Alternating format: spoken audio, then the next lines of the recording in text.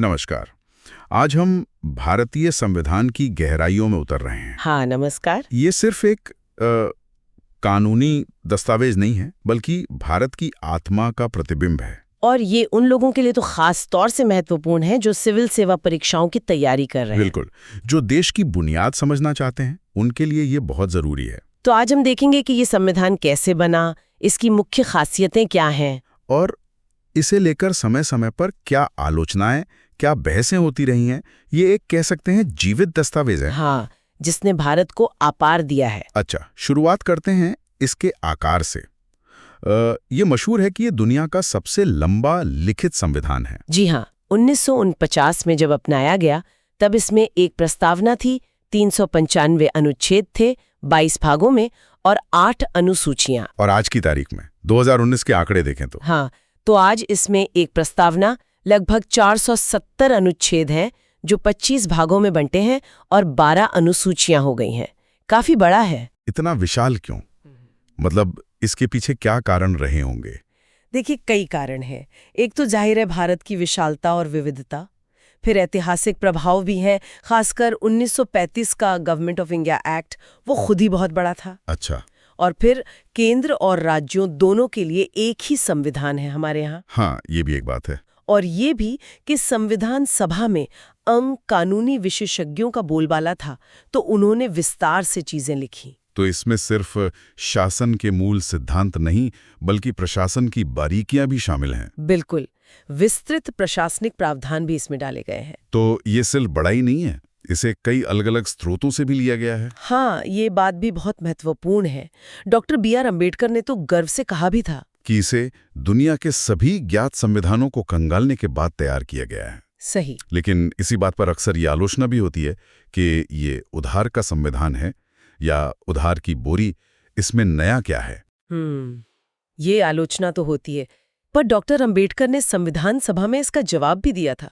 उन्होंने कहा था कि इस वक्त दुनिया के इतिहास में बने संविधान में नया क्या हो सकता है। संविधान के जो मूल तत्व हैं वो तो सब जगह पहचाने जाते हैं। हाँ, बात तो सही है। नयापन अगर है तो वो उन बदलावों में है जो देश की जरूरतों के हिसाब से किए गए, जो कमियां थी उन्हें दूर करने के लिए। तो कहां से मुख्य तौर पे प्रेरणा ली गई? देखिए, जो ढांचागत हिस्सा है वो तो काफी हद तक 1935 के एक्ट से ही लिया गया है। अच्छा। लेकिन जो दार्शनिक भाग है, जैसे मौलिक अधिकार, वो अमेरिकी संविधान से प्रेरित हैं। और राज्य के नीति निर्देशक सिद्धांत? वो आयरिश संविधान से। और जो राजनीतिक हिस्सा है, मतलब सरकार का संसदीय स्वरूप, कार्यपालिका विधायिका का संबंध, वो ब्रिटेन से। हाँ, वो काफी हद तक ब्रिटिश संविधान से लिया गया है। पर सिर्फ यहीं से नहीं, कनाडा, ऑस्ट्रेलिया, जर्मनी, तत्कालीन सोवियत संघ, फ्रांस, दक्षिण अफ्रीका, जापान, कई देशों के संविधानों से कुछ न कुछ लिया गया है। लेकिन 1935 का एक्ट सबसे बड़ा स्रोत रहा। हाँ, निश्चित रूप से। संघीय योजना, न्यायपालिका का ढांचा, राज्यपाल का पद, आपातकालीन शक्तियां, लोक सेवा आयोग और ज्यादातर प्रशासनिक विवरण उसी से लिए गए हैं। तो ये तो हुई स्रोतों की बात। एक और दिलचस्प पहलू है इसका कठोरता और लचीलेपन का मिश्रण होना। ये कैसे काम करता है? हाँ, ये भी इसकी एक अनूठी विशेषता है। मतलब कुछ प्रावधान ऐसे हैं जिन्हें बदलने के लिए संसद के विशेष बहुमत की जरूरत होती है। विशेष बहुमत यानी हर सदन के उपस्थित और मतदान करने वाले सदस्यों का 2/3 बहुमत, और साथ ही हर सदन की कुल सदस्यता का बहुमत भी। काफी मुश्किल प्रक्रिया है। हाँ, और कुछ प्रावधान तो ऐसे भी हैं जिनके लिए इस विशेष बहुमत के साथ साथ कम से कम आधे राज्यों की विधानसभाओं की मंजूरी भी चाहिए। बाप रे। लेकिन वहीं दूसरी तरफ कुछ प्रावधान ऐसे भी हैं जिन्हें संसद साधारण बहुमत से ही बदल सकती है, जैसे सामान्य कानून बनते हैं। तो ये अनुच्छेद 368 के दायरे में नहीं आते? नहीं, ये संशोधन अनुच्छेद 368 के तहत नहीं माने जाते। तो ये जो संतुलन है ना, हाँ, ये संविधान को स्थिरता भी देता है और जरूरत पड़ने पर बदलने की गुंजाइश भी, अनुकूलनशीलता बनी रहती है। ये संतुलन संघीय ढांचे में भी दिखता है, पर वहां झुकाव केंद्र की तरफ ज्यादा लगता है। ऐसा क्यों? हाँ, भारत का ढांचा संघीय है, इसमें शक नहीं। 2 सरकारें हैं, केंद्र और राज्य, शक्तियों का बंटवारा है, लिखित संविधान है, संविधान की सर्वोच्चता है, स्वतंत्र न्यायपालिका है, द्विसदनीय विधायिका है, ये सब संघवाद की निशानियां हैं। लेकिन इसमें एकात्मकता या गैर संघीय विशेषताएं भी बहुत हैं, जैसे एक बहुत मजबूत केंद्र, हाँ वो तो है। एकल संविधान, एकल नागरिकता, संविधान का लचीलापन जिसकी हमने बात की, एकीकृत न्यायपालिका, केंद्र द्वारा राज्यपाल की नियुक्ति। बिल्कुल, अखिल भारतीय सेवाएं, आपातकालीन प्रावधान, ये सब केंद्र को ज्यादा ताकत देते हैं। इसीलिए शायद संविधान में कहीं फेडरेशन शब्द इस्तेमाल नहीं हुआ। सही पकड़ा। अनुच्छेद 1 भारत को राज्यों का संघ यानी यूनियन ऑफ स्टेट्स कहता है, और इसका मतलब साफ है। पहला, भारतीय संघ राज्यों के बीच किसी समझौते का नतीजा नहीं है। और दूसरा, किसी भी राज्य को संघ से अलग होने का अधिकार नहीं है। इसीलिए इसे क्वाजी फेडरल या एकात्मकता की ओर झुकाव वाला संघ कहते हैं। हाँ, इसे रूप में संघीय पर आत्मा में एकात्मक, अर्धसंघीय या केंद्रीकरण की प्रवृत्ति वाला संघ कहा गया है। अब बात करते हैं सरकार के स्वरूप की। हमने अमेरिकी अध्यक्षीय प्रणाली के बजाय ब्रिटिश संसदीय प्रणाली क्यों अपनाई? इसके पीछे मुख्य सोच थी विधायी और कार्यकारी अंगों के बीच सहयोग और समन्वय बनाए रखना। संसदीय प्रणाली इसी सिद्धांत पर आधारित है।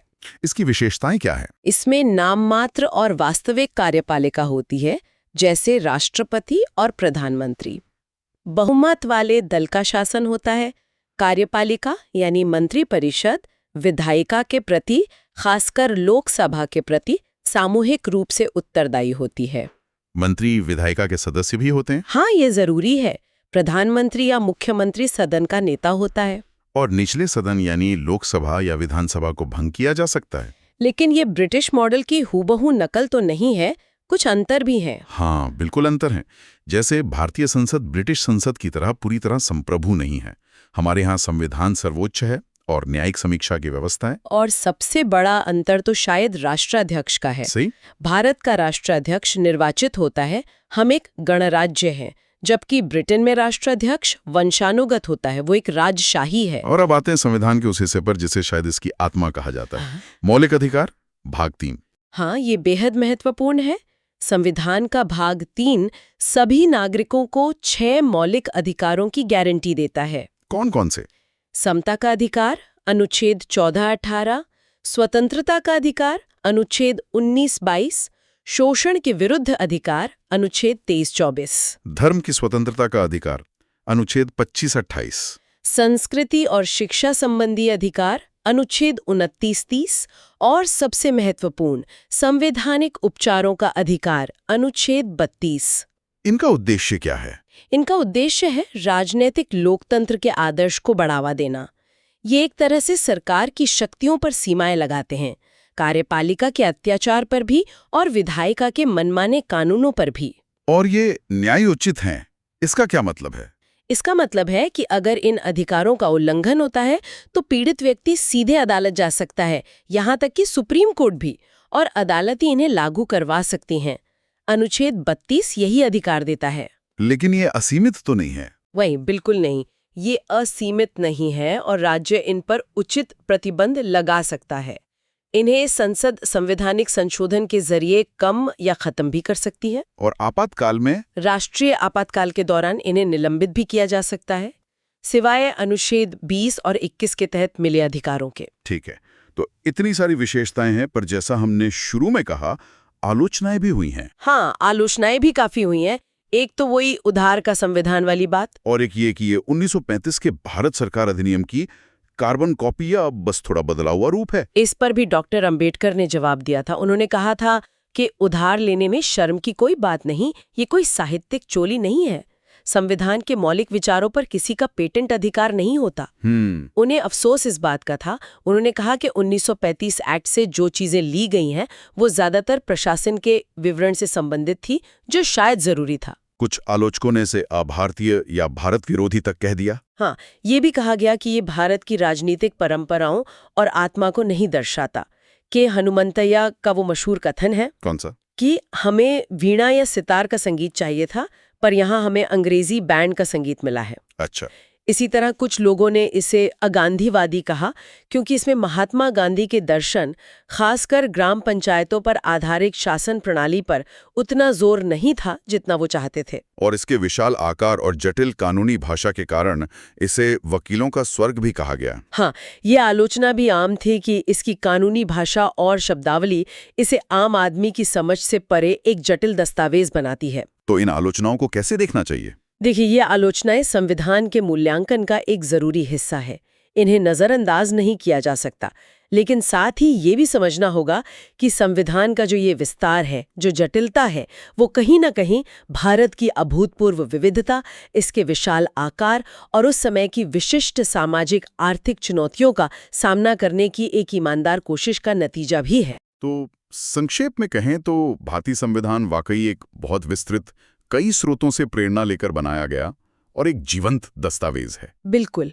इसमें कठोरता और लचीलेपन का, संघवाद और एकात्मकता का, और संसदीय संप्रभुता और न्यायिक सर्वोच्चता का एक अनोखा संतुलन साधने की कोशिश की गई है। ये सिर्फ देश के शासन के लिए एक ढांचा ही नहीं देता। सही कहा, बल्कि मौलिक अधिकार, नीति निदेशक सिद्धांत और बाद में जोड़े गए मौलिक कर्तव्यों के माध्यम से ये सामाजिक, आर्थिक न्याय और नागरिक जिम्मेदारी के आदर्शों को भी स्थापित करता है। आलोचनाएं अपनी जगह हैं, पर यह मानना पड़ेगा कि ये स्वतंत्र भारत की यात्रा का आधार स्तंभ रहा है। निश्चित रूप से इसने भारत के लोकतंत्र को एक मजबूत नींव दी है, जिस पर हम आज भी खड़े हैं। तो चलिए आज की चर्चा को यहीं समाप्त करते हैं, लेकिन जाते जाते एक विचारणीय प्रश्न छोड़ जाते हैं अपने श्रोताओं के लिए। जरूर। संविधान की इतनी सारी विशेषताएं हमने गिनी, इसका विशाल आकार, इसके विभिन्न स्रोत, इसका लचीलापन और कठोरता का मिश्रण, संघीय एकात्मक ढांचा, मौलिक अधिकार, इनमें से कौन सी एक विशेषता आज के भारत के लिए आपके हिसाब से सबसे महत्वपूर्ण और प्रासंगिक साबित हुई है? ये सोचने वाली बात है। इस पे जरूर सोचिएगा। अगली बार फिर मिलेंगे एक नए विषय के साथ। धन्यवाद। धन्यवाद।